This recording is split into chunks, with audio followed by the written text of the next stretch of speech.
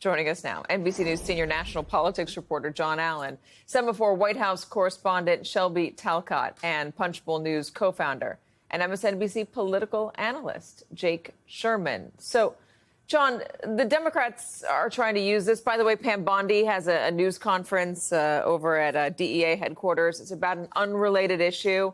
If she is asked about Epstein or says anything about Epstein, we're going to bring that to you. But is the White House concerned at all that Democrats are seizing this and trying to demand answers, make it look like the White House has something to hide?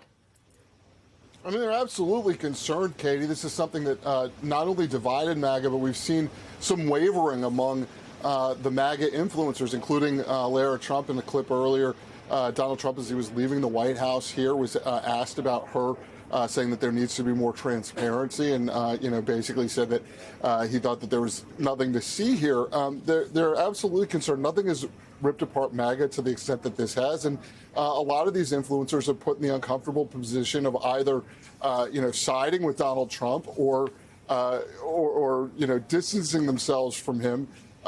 Neither one of those is good for them at the moment at which Trump is not out there saying that he wants to have full transparency on these things. In fact, today he started to pivot. You heard him say that Jim Comey and Barack Obama made up these Epstein files, which is sort of interesting because you would think that if that was the case, then there were things about Trump in them that had been made up, that they would have released those when Donald Trump ran in 2016 or when Donald Trump ran in 2020 or when Donald Trump ran in 2024.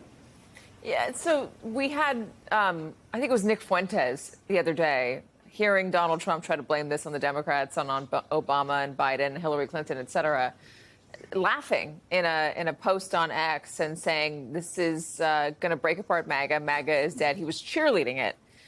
Shelby, the president is continuing to be asked about this. He doesn't want to talk about it, but he keeps being asked about it, including today in front of the White House. Let's listen.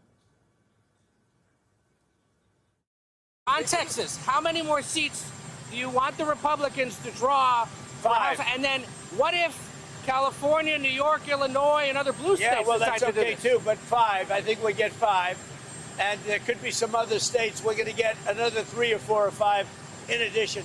Texas would be the biggest one, and so that'll be 5. The Attorney General's handled that very well. She's really done a very good job. And I think that when you look at it, you'll understand that. What did she tell you about the review? And specifically, did she tell you at all that your name appeared in the file? No. She's given us just a very quick briefing, and in terms of the credibility of the different things that they've seen. And I would say that, these files were made up by Comey. They were made up by Obama. They were made up by the Biden information, All right, so you heard that, Shelby.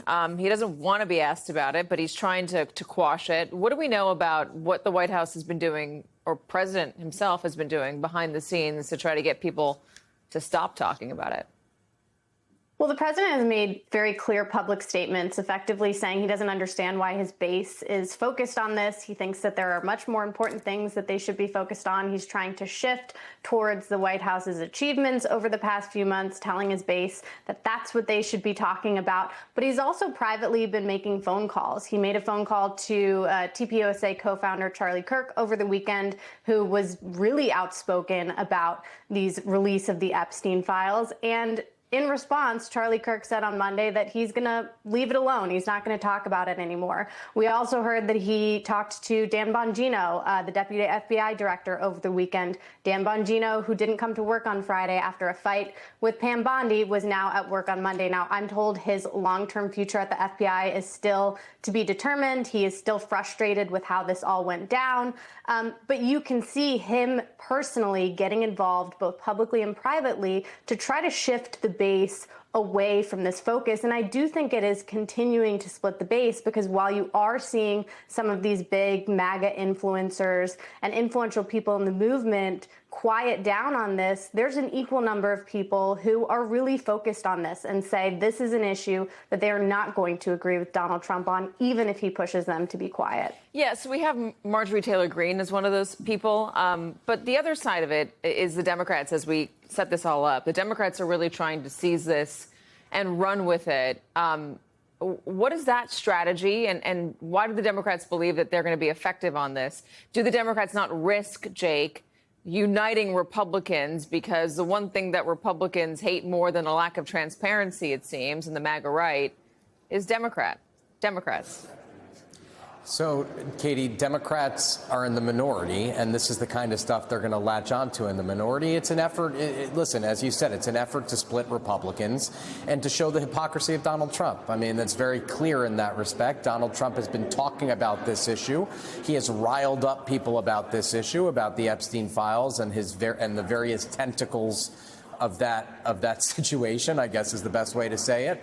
And I mean, the question is, does it stick to any other members of Congress? Because the ultimate goal at this point is not to beat Donald Trump. He's not up for re-election, but is to win the House majority in 2026 if you are a Democrat. And I think you'll see ads saying, Congressman X voted to keep Jeffrey Epstein's crimes silent or hidden from the American people. I don't know how much that'll work. I don't know if that'll be an effective strategy. It seems like there are a lot of more effective strategies. But, listen, when you're in the minority, this is the kind of thing that you do, and it splits Republicans. And every opposition party likes to split the other party. It's part and parcel to the congressional experience, is what I would say. Let me play a little bit of Jon Ossoff, who, again, is the most vulnerable Senate Democrat running for re-election, trying to seize on this as well in Georgia. He promised to release the Epstein files.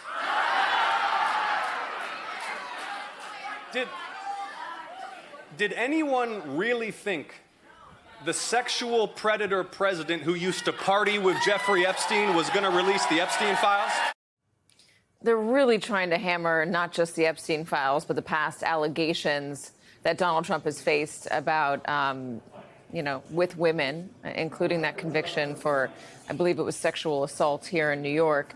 John, the surprising thing about the Epstein stuff, and this continues to befuddle a lot of folks, is that Donald Trump was pictured so frequently with Jeffrey Epstein. There's video of him with Jeffrey Epstein. And under the normal contours of a conspiracy theory, if a White House that promises to release information about any given conspiracy, or anyone releases it, if that person is then seen to be with the subject of the conspiracy, the natural jump would be to say, well, the person seen with the subject of the conspiracy obviously has something to hide.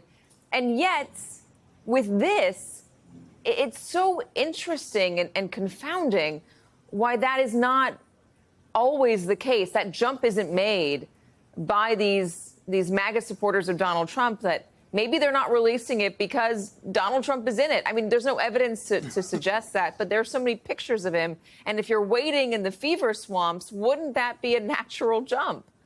Look, it'd be shocking if Donald Trump, we know Donald Trump has come up, and we've seen the pictures that anybody who was doing an investigation of Jeffrey Epstein, one of the powerful people that he knew was Donald Trump. Like, obviously, Donald Trump is part of the larger tale, but there's no indication that Donald Trump was part of any of the things that Jeffrey Epstein was convicted for or accused of in terms of child exploitation and things like that. Well, there's no indication of anybody that they keep trying to tie to it of being involved in it. Sure. And that's why the Democrats feel so liberated to go after Trump on this, is because back since 2016, when he was running against Hillary Clinton, there was this wild conspiracy theory about her and her friends running a sex ring out of Comet Pizza in upper Northwest Washington that was insane. I think the problem that Trump faces here, and there are a couple of things. Number one, who knows what might be in there, but even more than that, I think the White House understands that when you're dealing with conspiracy theorists, no matter what you release, they're still going to ask for more. And no matter what gets out there, they're still going to say that, well, this is just part of the conspiracy, and that it's a little bit never ending. I think it's going to be hard for, the president's political opponents to have sympathy for him, because I think that they're going to look at it and say, well, look, you ginned up conspiracy theorists for the last decade, and, now you're having to deal with it.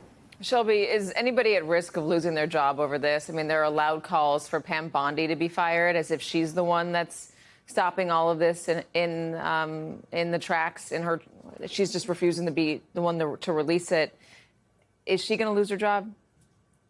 I doubt it at this point. And again, never say never because it's Donald Trump. He could wake up tomorrow and change his mind. But he has very publicly, multiple times, defended Pam Bondi. I'm told that that is the same sentiment in private. He likes her. You know, he doesn't want Dan Bongino to leave either. I think the big question, though, is, you know, Dan Bongino didn't show up to work on Friday. He's back at work today. But that sort of fight that happened earlier this week and the subsequent not showing up to work, the drama that followed, that sort of sparked all of this. And so while Donald Trump might not fire or push Dan Bongino out, I have questions over whether the two are going to be able to work together and whether Dan Bongino is going to be able to make amends and work with Pam Bondi going forward. So that's the big question I have. But in terms of firing anyone, this administration in particular has really resisted sort of the Trump 1.0 theory of quick fires, let's get rid of folks that we don't like. They're kind of doing the opposite, and they're trying their best to keep things sort of low intensity in terms of drama, even when there's very clear internal fighting going on.